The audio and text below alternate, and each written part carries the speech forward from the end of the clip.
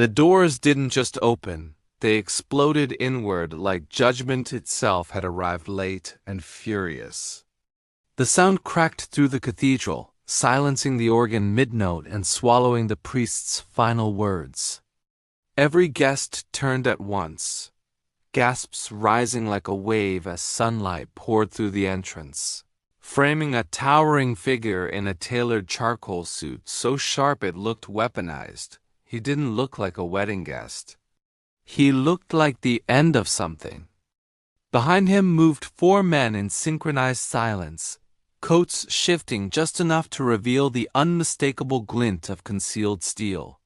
Security approached, then immediately stepped back. Not a fight, a surrender.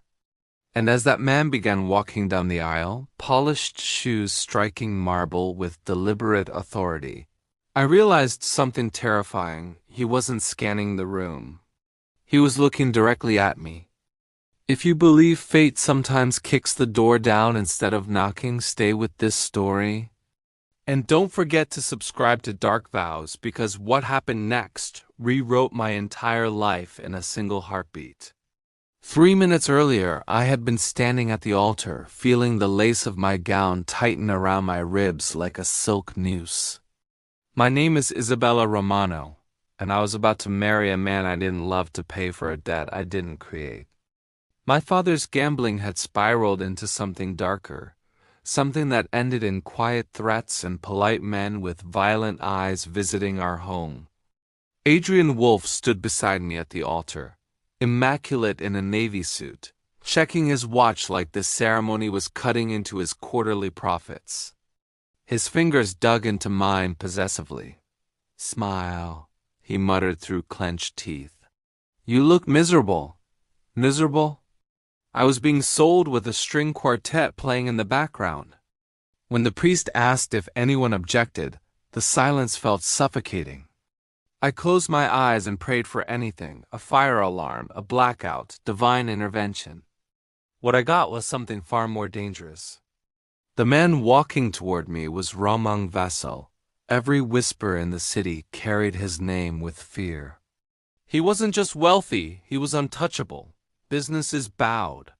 Politicians avoided eye contact. Men twice his size stepped aside without being asked. Adrian's grip tightened painfully. "What is this?" he hissed. Ramang didn't answer him. He reached the altar and stopped, towering over us both. The scent of leather and expensive cologne mixed with something colder, something metallic. His gaze locked onto mine, assessing, unreadable. "You're marrying the wrong man, Isabella," he said quietly, his voice low enough that only we heard it, yet somehow it echoed. Adrian stepped forward, puffing himself up. "Get out before I have you arrested." Ramang finally looked at him. It was the look of a predator, evaluating prey it didn't consider worth the effort. "Remove your hand," Ramang said calmly, glancing at Adrian's grip on my wrist. Adrian tightened his hold in defiance. "She's my wife." The movement happened too fast to process. A sharp crack split the air. Adrian screamed, collapsing as his wrist bent unnaturally. Guests shrieked. The priest dropped his Bible. Ramang didn't blink. He simply stepped over Adrian like he was debris and turned to me. I flinched, expecting force, but instead he slid one arm behind my back and the other beneath my knees, lifting me effortlessly. The strength was overwhelming, terrifying, and yet steady. "We're leaving," he murmured against my hair. He carried me down the aisle while society's elite parted in stunned silence. My father looked pale, unable to meet my eyes. At the doors, Ramang paused. "The ceremony is cancelled," he announced evenly. "The bride is no longer part of this agreement." Outside, black SUVs waited like silent sentinels. He placed me inside one with surprising gentleness before climbing in beside me. The door shut with a heavy finality, sealing out the chaos. "You kidnapped me," I whispered, my pulse pounding. Rahman poured water into a crystal glass with steady hands. I intervened, he corrected.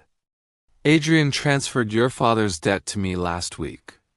You were included in the collateral. My stomach dropped. That's not true. He handed me a tablet. Read. My fingers trembled as I opened the file labeled Acquisition 772. There were photos of me.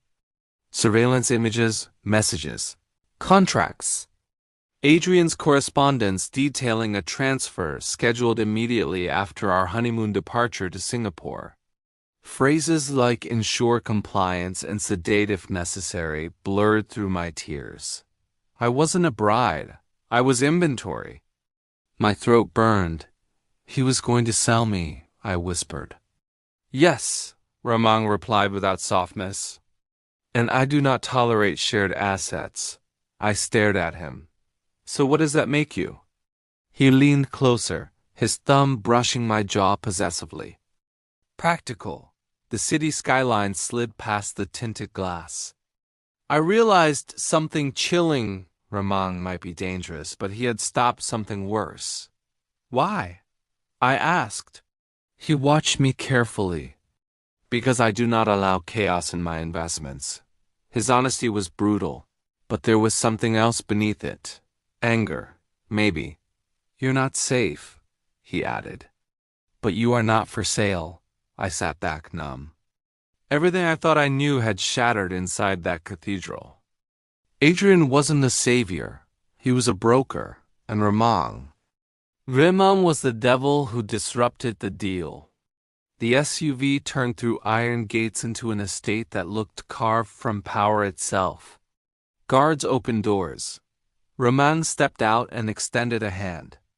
I hesitated only a second before taking it. Inside, the world was silent marble and calculated elegance. You can leave, he said unexpectedly once we reached a private sitting room. I won't stop you. But the men Adrian negotiated with will still believe you're in transit. My chest tightened. So if I walk out, they will collect what they paid for. The reality was sharp and merciless. And if I stay? He studied me. You follow my rules. You remain under my protection. No one touches what is under my protection. His words were possessive. Yes, but there was steel in the promise. For the first time that day, I felt something other than fear. I felt choice. I looked down at my wedding dress, then back at the man who had shattered a ceremony to stop a transaction. What are your rules? I asked. A faint smile curved his mouth, dangerous and restrained. You'll learn. Outside, sirens wailed faintly in the distance. Too late to change anything. Inside that estate, a new contract was being written without paper or signatures. I wasn't rescued. I wasn't free. But I wasn't a shipment anymore. I had stepped from one predator's cage into another's territory, and strangely that felt like survival. Roman Vessel wasn't a hero. He never pretended to be. He was the monster who refused to let other monsters claim what stood in his shadow. And as I stood there in a torn wedding gown inside his fortress of glass and steel, I realized something chillingly clear. I didn't know yet whether I should run from him or stand beside him. But one thing was certain. My life had just begun in a way I never expected. If you want to know what choice I made, make sure you subscribe to Dark Vows and turn on notifications because this was only the beginning.